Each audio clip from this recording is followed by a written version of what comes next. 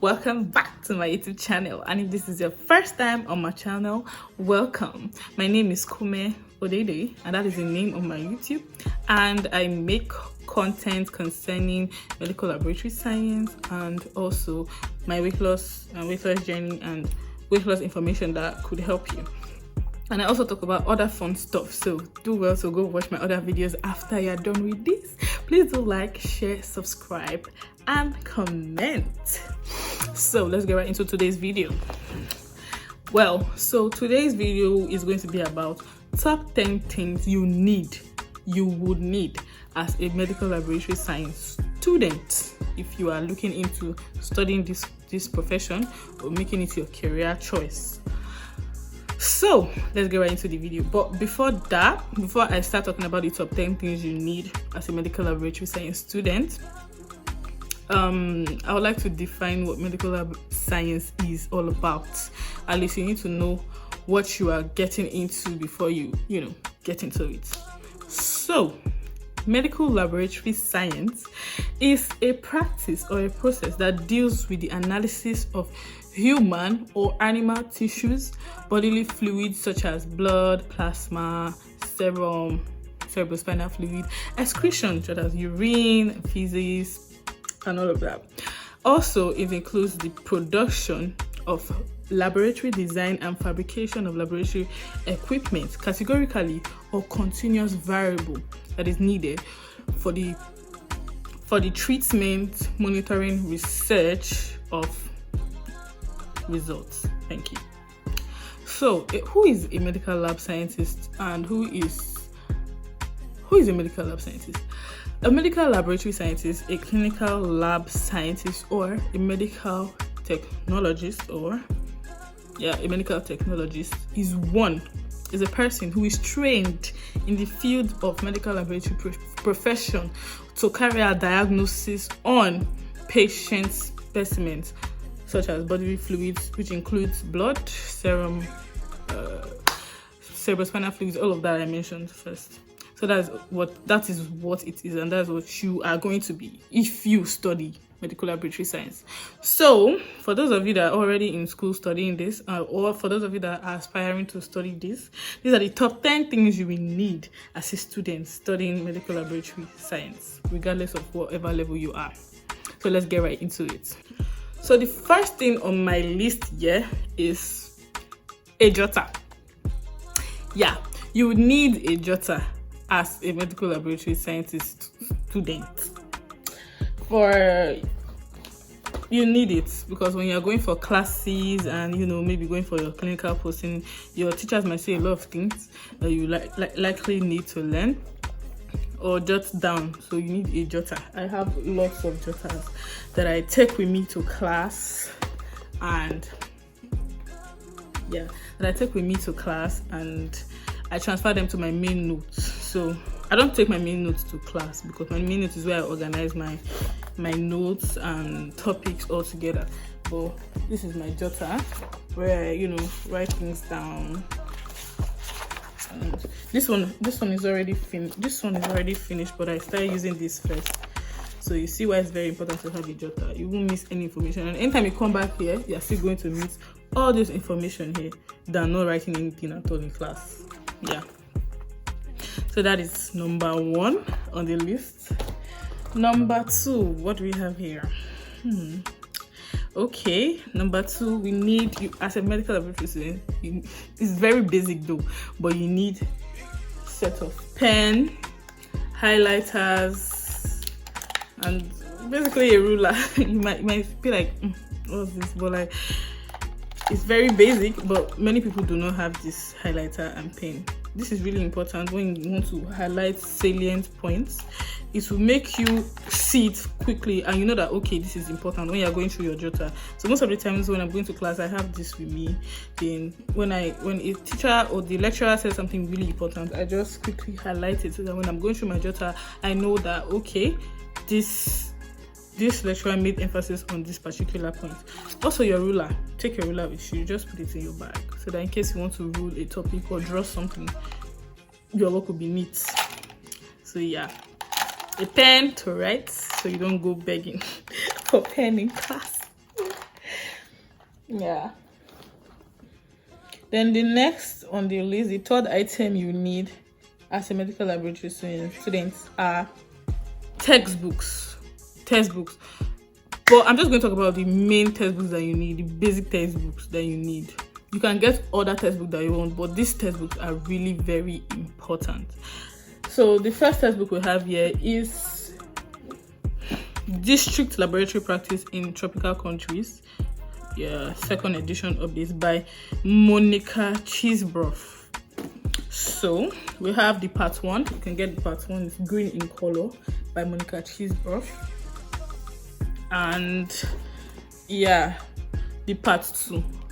The part 1 consists of just 3 topics, which are part 1 consists of just parasitological tests and clinical chemistry tests, just chemistry and biology.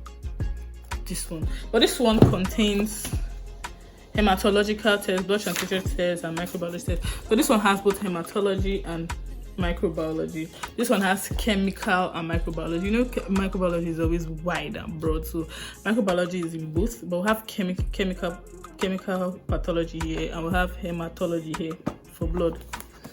So why that's that for Monica Cheesebrough. Then you'd also need this textbook, Oche. Name of the textbook is Medical Laboratory Science, Theory and Practice. J. Oche A. Kohatka. This book is very important as a student studying, because it has everything basically. I didn't mention histopathology here. Monica Cheesebrough does not really have anything concerning histopathology, but this is your guide. Everything is inside here, like basically everything. Even like some teacher sets questions from here. Questions do come from here. Yeah. Then another textbook you will need is Clinical Microbiology Made Ridiculously Simple, edition 6 by Mark Cloudwin, MD, William Chatler, and C. Scott Mahan, MD. So you'll be needing this textbook. Why do I say you need this textbook? Because many students studying many students studying medical lab science always have issues with microbiology, because of their teacher or how their teacher presented it to them, or how their lecturer presented it to them. But apart from that, medical microbiology is a very broad, very, very broad specialty, and some people don't like it because it's broad. It's not like other ones are not broad, but microbiology is just really, really broad, and some lecturers do make it harder for some students. So students really do run away from microbiology, and others specialize in hematology or histopathology or chemical pathology. So this textbook would help you even when you're not specializing. When you are specializing, you also need it. But even though you're not specializing yet, from your 100 level, 200, 300, and 400 level, like to your 4th year, you'd actually need this to make it easy. As in, you will love microbiology, even though you're not specializing. As in, you would know it, you would love it. So this textbook, I really recommend it. Yeah, you would love it. And also, why I said that you would love it is because it just makes microbiology really easy. I mean, we all see it as like it's really hard, and I don't want to study it. Oh my god, microbiology this, but it really makes it simple. Like it even draws diagrams inside. Like, see. Also, another thing I forgot to add to the number 1 point was to jotter and highlighter pen. Highlighter was A4 paper. You need some A4 papers and sticky notes. Yeah, to just quickly brush up some. So these are the type of sticky notes I have. So just quickly write some points down and put it by your bedside, so when you see it, you will never forget. For example, you can put reference points or reference ranges. You can just write them, like reference range for creatinine, reference range for urea. You can just write them here so that you don't easily forget, because those are things that you can easily forget and you see them every time you're studying. And you also need them when you're practicing. So this would help. Then for A4 papers, when you want to jot and you just want to keep writing and you don't want to waste your jotter, A4 paper is your guy. A4 paper is your guy. Always here to serve the purpose. I had like one full one, it has finished. I'm going to get another one. So number 4 on the list, what you need as a medical laboratory science student studying Medlab science, you need a mobile lab. It's called a mobile lab because you move it. It's everywhere as a Medlab student. I wasn't told this earlier, but when I got to my 4th year preparing for my first professional exams, that's when I was told that we need a mobile lab, and true, that helped me. That really helped me during my first professional exams, honestly. So a mobile lab is practically equipment, or let me just say tools that you carry with you when you're going to the laboratory. Materials that's supposed to be in your mobile labs are is the kits. You need the mobile lab kit. You can go to where they sell stuff like that. I think it's in the market. You can see it in the market. It's a kit. Tools that are meant to be inside your slides, your glass slides for making films. For example, for making thin film and thick film. You need this because learning how to make thin film could be really, really tasky, and you need to develop your own technique that works best for you. Sometimes what the teacher or the lecturer teaches you may not be what you use. I developed my own skill and my own technique I use for making my thin films. So sometimes you can just take it with you to the hostel or to your room and be learning how to make thin film on your own. And even when you go to the lab, instead of waiting for the lab slides, you already have your own slide. You can start making your thin film. Another thing you need are your stains.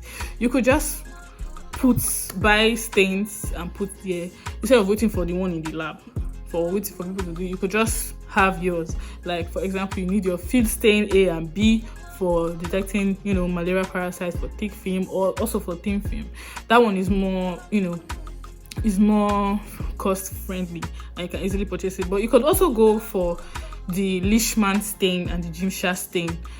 Those ones take longer time to stain, so I'll just rather go for field stain A and B because within 5 minutes you are done staining. But for learning purpose, at least it's good to know the standard. You could also buy Gimsha stain and Leishman stain so you know how they work, 20 minutes or 10 minutes or whatever. So the next on the list here, you need cotton wool. Yeah, you need cotton wool for swabbing. You need an alcohol, like 70% alcohol to swab. Maybe you want to take a sample from somebody. That's where also you need a syringe. Yeah. So in case you want to take a sample from somebody to quickly learn, you can just take the syringe from your mobile lab. Yeah. So another equipment you need, another tool instrument you need is a tourniquet. You need a tourniquet. So when you want to draw blood or take a sample from the cubital fossa or from the palm, just have it there. Another instrument you should have in your mobile lab is your pasture pipette. You need a pasture pipette. The pasture pipette is actually a tool that is used for aspirating and adding reagents to test tubes and beakers. Then another instrument you should have in your mobile lab are test tubes. Really small test tubes. You don't really need big ones. You need test tubes. You also need sample containers, just small sample containers like EDTA, fluoride oxalate, lithium heparin, even the plain container you might need it too, and sodium citrate container. That is that. You also need to put few hand gloves, like 3 or 4 hand gloves and a nose mask in your mobile lab, or maybe also a headgear. So the 5th item on my list for the top 10 things you need as a medical laboratory science student is a laptop and a flash drive. Education has actually modernized now, and everyone uses a laptop and a phone and a flash drive. You could say your phone is okay for you, but you might actually need a laptop because it's bigger, and I feel like using a laptop you feel more serious when you're studying. You get less distracted when you're studying your study slides that maybe your lecturer had prepared for you previously in preparation for exam. So I'd rather you have a laptop because you concentrate more. If you say you want to read from your phone, you go and press Instagram. Just not you have to shift to WhatsApp, you have to shift to Instagram. I'm saying it because we know ourselves. So having a laptop keeps you less distracted. because if you want to be doing your Instagram, except you are using your web Instagram or you're using a MacBook. Rich kids. But for us using just normal HP laptops, I recommend you use a laptop because it is handy. Although it is handy, but it's you focus more because it's like bigger, and you know you have to sit up and your book is beside you and you're studying. Unlike when you're using your phone, you can just easily bend like this and bend like this and type your phone. But then with your laptop, you have to like settle down and write and jot things down. And why I also said a flash drive is important because when you want to like collect slides or notes from your friends or from your lecturer, your flash drive should always be with you so that you do not miss out opportunities, because someone can be like, okay, I'll collect it from the lecturer and actually collect it and not share it. So it's better you have your flash drive so you can have your own copy. Or when you want to get slides from your friends and you ask them to send it, some of them might not necessarily send it, but once you're with your flash drive, everything will be fast because the next person is with their laptop and then you just collect whatever you want and go. Yeah. So the next on my list is, which is the 6th point, you need a pair of sneakers or crocs. A pair of sneakers or crocs. So my crocs is actually there. It's too far. I will just show it on the screen. You need a pair of crocs or sneakers. This is when you're actually going for practical sessions. It's easier and it's freer when you're wearing the crocs to work than wearing all these loafer shoes or serious shoes. It's lighter and you can walk well when working in the lab. So I'd advise you have a pair of crocs or a pair of sneakers. Sneakers actually makes you look more professional when you're wearing it with your scrubs, you know. But also crocs is also important, so you should have either of the two or have both. So number 7 on my list is a pack of gloves. You need a pack of gloves and a pack of nose mask. Why do I say this? You need a pack of gloves because nobody's going to provide gloves for you. Even in the lab, like they might just allow you to take just 1 pair or 2 pair, but sometimes you may need more than that. So having a pack of gloves with you is just like your own store where you can go there and just pick any amount that you want. So having a pack of gloves with you is one of the things you should need. Also having a pack of nose mask. Sometimes when you are working and you don't want to have interference with the specimen you're working with, it's important to protect yourself. So have a nose mask to cover your nose. And number 8 on my list is having a headgear. Just like a net that you can wear on your head to protect your hair so that specimens or aerosols that are in the air do not stick to your hair. Really, really important. You should have a headgear. Very important. So number 9 on my list is, which is very important, is a laboratory coat. You should have a laboratory coat. That would protect you from any harm in the lab, and so it doesn't stick to your clothes that you're wearing. If you're not wearing a scrub, you should have a lab coat on. And number 10 on my list, which is the final point, is an extra pair of scrubs. So in the institution that you are, it is possible that they would provide scrubs for you. Definitely they would. Probably 2 pairs, because they can't, just have an extra pair in case you washed one and one is dirty, you have the 3rd one. So very important. Or maybe an emergency happened, the one got torn, you have a backup plan. Yeah, so that is all for top 10 things you need as a medical laboratory science student studying medical laboratory science. And I hope you enjoyed this video, and I hope you use this information that I've given you, and I hope it improves your ability to organize yourself as a lab science student and improves your capability to study well. I hope I've done justice to this video, and if you liked it, please like this video, subscribe and share, comment, and send a link to your friends to watch if they really need this information. Thank you. See you in the next video.